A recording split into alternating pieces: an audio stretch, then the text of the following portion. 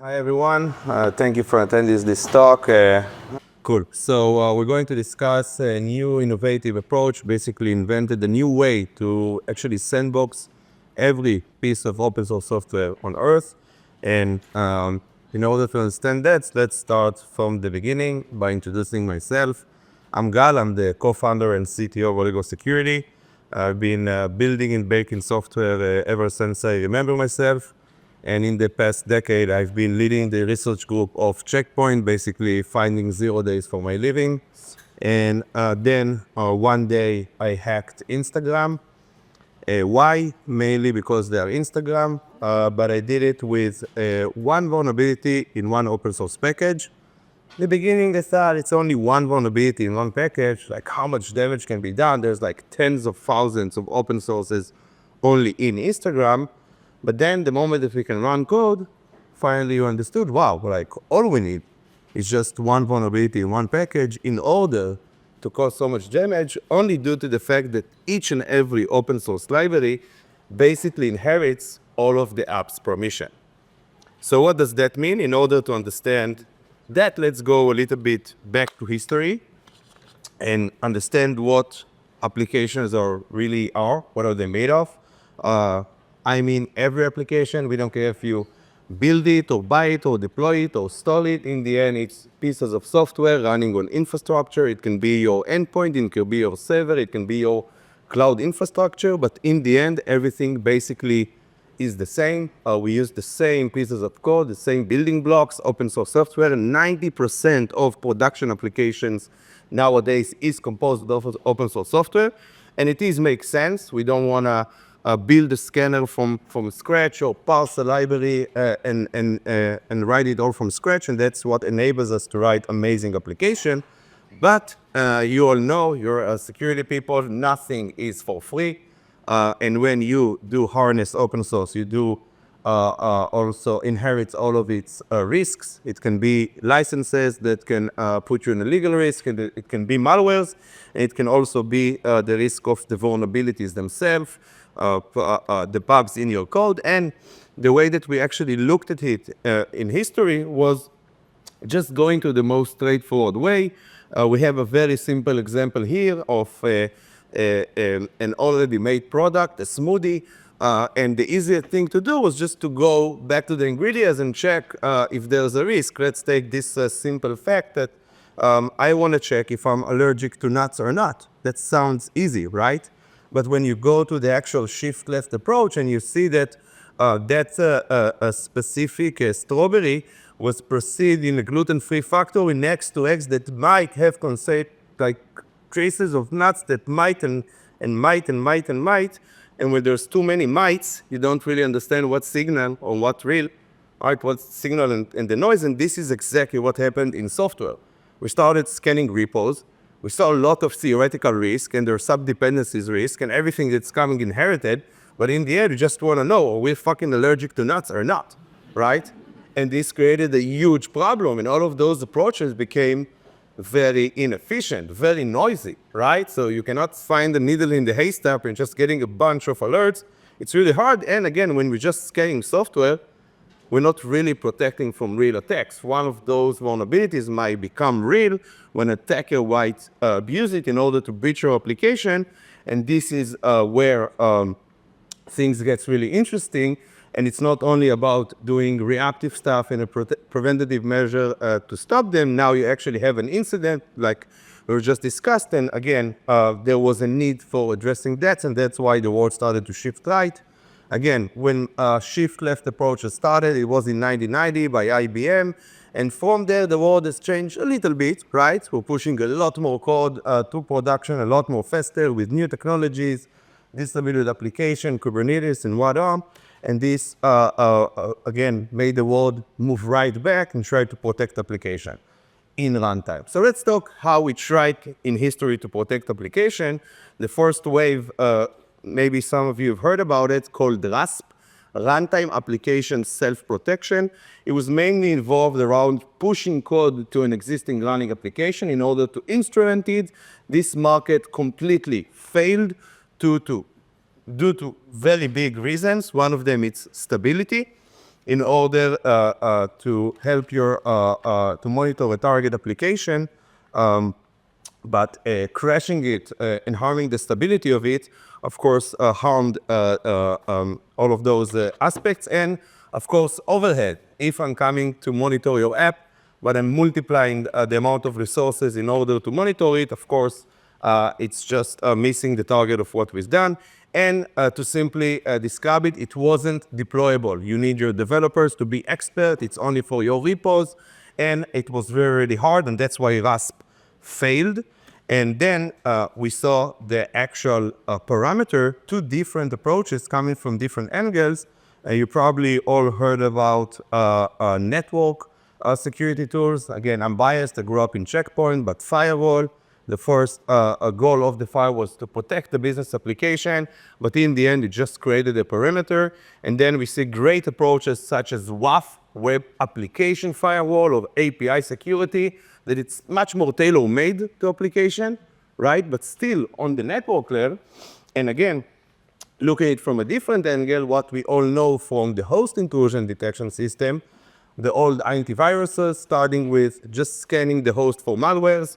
This has been commoditized, but the real innovation was around detecting what a process is doing. Process running on the host is not aware to the app level. Detection engineering today or detection tools are not aware whether a process is running Java or Python or Go or Node. And that's why all of these amazing approaches existed, but still, Log4Shell happened, right? The biggest hack in history was due to one vulnerability in one open source library, and no detection tool on earth could block it. It doesn't matter if it's running on your host. It doesn't matter if it's running on your network. It matters that it's not running inside the application. And this is why Log4Shell happened. So we needed to come up with a new approach, something that can be easy to implement, easy to deploy, but that can monitor the application themselves. And having said that, the most important thing, having those problems in front of our eyes, was to create an approach that is non-intrusive. How can we monitor application in production scale grade, but do it without harming the application itself and without adding any performance impact? So that sounds too good to be true, right? And that's why I'm here, to explain why and how all of this is being done and how do we do it. But just before we dive in, one thing important to mention, the fact that runtime self-protection is dead doesn't mean that there is no need in the industry for a runtime protection at all, right? The fact that it wasn't successful doesn't mean there isn't a market demand for a scalable solution. And we believe that, again, this approach can revive it all.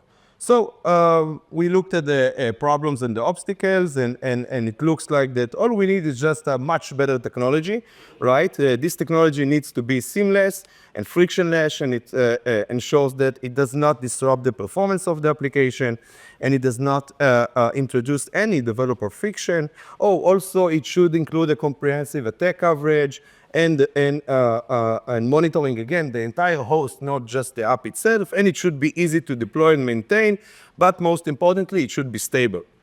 Sounds too much, right?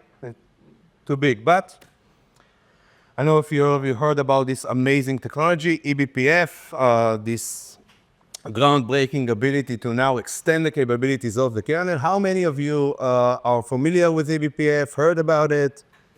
Cool, so I'll do a really, really quick, like when the audience is as nerd as me. So we believe eBPF is the answer is all of that, and let's talk about the role of eBPF in today's AppSec landscape and why it's much more than just a buzzword. So eBPF stands for Extended Berkeley Packet Filter. It's actually started in 1990 as BPF, Berkeley Packet Filter. As the name indicates, it's packet filtering. TCP dump, Wireshark, those amazing technologies are all built on BPF, and the E for the extended goes for the ability to extend more and more capabilities, was basically created a whole new programming language in the kernel that completely replaced what we all know as kernel drivers. Now you don't need to write kernel code and kernel models in order to extend the capabilities in the kernel. This approach is a lot better because it's safe by design. We'll explain what this means. And of course, it does not require a reboot. I can just run an application, start, observe it, and I don't need to rerun it or restart it or to reboot something in order to do it. And the most important thing, it's safe by design. So what does it mean? It means that it has this amazing subsystem underneath it and a component called the eBPF verifier. Basically, the verifier asserts your code and check if it's safe in terms of the restrictions and the limitations of eBPF itself, which means you cannot access invalid memory, you cannot get into an infinite loop that will block the kernel, and of course you cannot do hangs or blocks, because in the end, what all of that is basically enabling is to make sure that your BPF programs follows the basic security guardrails of the Linux, so it won't crash the system. I guess all of you heard impacted by the last CrowdStrike outage. I think this is the best reminder for everyone here that the biggest IT outage in history was due to a kernel driver bug, right? And this is the approach that completely makes kernel driver useless. You can even see Brandon Gregg, one of the biggest gurus of eBPF in the world. They did a whole article about that, no more Blue Fridays. So, why should we use eBPF? What is this magic actually stands for? So, first of all, the main reason to use eBPF is just the fact that it's so dynamic and it's everywhere. It's on every Linux machine out there. So you can just choose a given machine, hook to a specific place in the OS, and start gaining visibility and zoom in a way that wasn't possible before. You don't need to install nothing. You are not risking your application or being able to even crash them. And all of that you can do while your application is keep on running. And that's the beauty. And to add to that magic, the fact that it now uses new technologies like JIT, just-in-time compiler, and we're already in the kernel. So no context switches means we're in line, and it's much more efficient than any technology that exists today. Every APM tool, application performance monitoring, in the market is harnessing eBPF. And that's why eBPF results in a very low latency. And I know this sounds a little bit new to the market, but actually the biggest companies in the world are using it in production for a lot of years. And you might know a few of them. Google, that use it for security. Meta just swallowed the people that invented it and took it for network security, load balancing. And Netflix is very famous for performance monitoring of one of the biggest production environments in AWS in the world. And of course, the list goes on and on. In order to really understand the power of eBPF, we need to understand what type of application it actually supports. And you can see in front of you, there's a list of 120K probes all over the operating system that you can actually observe in any second with eBPF. How crazy is that? Just imagine that we have 120,000 different locations in the Linux kernel that can be probed dynamically to observe a running host. And this includes everything. We mean from system calls to I/O events to sockets and networking and UDP and TCP and memory access and context switches and everything you could ever imagine or dream of. Probably already have an eBPF probe ready to use it. But up until now, it was mainly used for observability, for performance monitoring, for networking, as we saw, and the most recent trend is for security tools. So let's get into that, but in order to understand how can eBPF be used for security tools, you need to understand what an eBPF program can actually access. So eBPF exists for a long time, but it became mature only in the recent years. Needless to say, it does not replace kernel modules completely, but it enables fast functionality that you cannot usually do in that dynamically and easy way. And as you all probably know, profiling and tracing technology is also not new. We've been trying to monitor and profile our application from decades ago, but let's understand how together with eBPF it enables something that wasn't possible before. So eBPF programs, as you can see, can be divided to different probes. It's basically an event-based language. I'm registered to a specific event in the system, and I can run my BPF code.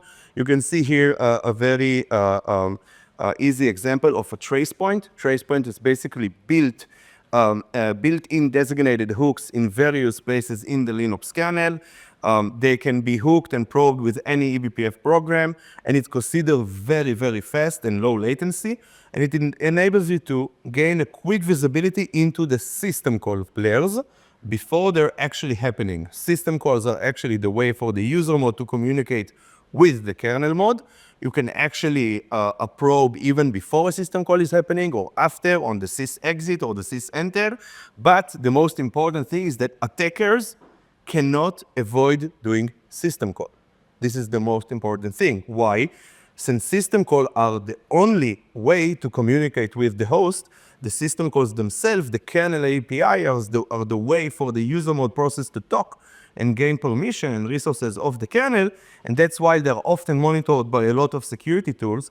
But remember, not all system calls were born equally. And just by observing system call, it doesn't really tell us what's happening inside the application. So, besides system call, I wanted to give another example of a USDT. It means user statically defined tracing. It's how we can actually gain visibility into the app layer. But in order to do that, we need to actually have symbols and we need to predefine it. It means we have to control the code that we want to observe. And of course, you have like two very simple examples of hooks. One is sketching a process of Python trying to do an exec, and the other one is actually hooking every function entry within Python. And it's two different layers to show how on the high level layer from the system call we can actually observe when a Python interpreter tries to execute external code versus how we can see the inside function of a running Python interpreter. But there are much more than this, just two simple examples. From user space function to system call, eBPF can also be used for networking, for example. Your network card on your computer, did you know that is also Linux on itself? So you can run eBPF on your network card itself, which means you can expect raw data of packets that are coming even before they're propagating to the Linux kernel stack, which means this new ability to observe the networking part of the Linux is now being done in a much reliable, faster way. This is the XDP, the Express Data Pass, and this is introducing a new kind of trace point that you can leverage with eBPF. And of course, a lot of companies took it for various reasons, but firewalls, routers, Cilium that you might all know, DDoS protection like Cloudflare, one of the biggest advocates of that technology, and it's pretty cool, right? You can see how specific XDP IB tables can drop packets even before they're propagating to the Linux network stack itself, which requires a lot more compute in order to digest it when it's already on the host itself versus on the network card. You just slap in the packet and don't let it in. So in order to understand these fast capabilities that are possible with eBPF, and this various instrumentation that are, again, robust and very simple, it sounds really, really exciting, but it's important to mention, eBPF is a programming language. It's equivalent to, say, Python. What do you do with eBPF? What do you do with PyCharm, right? So eBPF is just the building block of all of that. We see it as a all new programming language in the kernel that enables us to do this crazy, insane stuff in the kernel, but we all should remember that eBPF, it is only the underlying mechanism, it is only the building block, and that's why it's not that easy to build those applications. And eBPF focus on interfaces and the operating system itself, and if you use it right, it enables you to do a lot of cool, amazing stuff, but it comes with its own barriers to entry. So, first of all, we are writing kernel code, right? So we do need some proficiency in Linux and understanding the eBPF ecosystem. It's not that easy. And of course, it's one thing to just observe the app and just tapping into existing events and see what's happening versus actually building a production grade, scalable product that can monitor everything, right? I can monitor each and every syscall, but if I kill the entire performance, so it doesn't help, right? And of course, the ecosystem is very limited. All we actually knew about eBPF is just for performance reason. And again, one of the biggest gurus that I will keep on mentioning, Brandon Gregg, always mentioned that performance tools are not security tools, right? And I think the biggest testament is strace. I don't know if you guys heard about strace. It's the most fundamental tool in Linux for performance monitoring, and it's basically observe system calls. And it has a bug from 10 years ago that shows that you cannot run it in production, or you cannot really trace a process without slowing it down. So again, this is an example of why performance monitoring, it's not security. So how do we actually take eBPF forward into security? This is the interesting question, and there's a huge trend in it right now. So amazing tools like Falco by Sysdig, or Tetragon by Isovalent, or amazing other tools that did a great job in starting like harnessing the trend.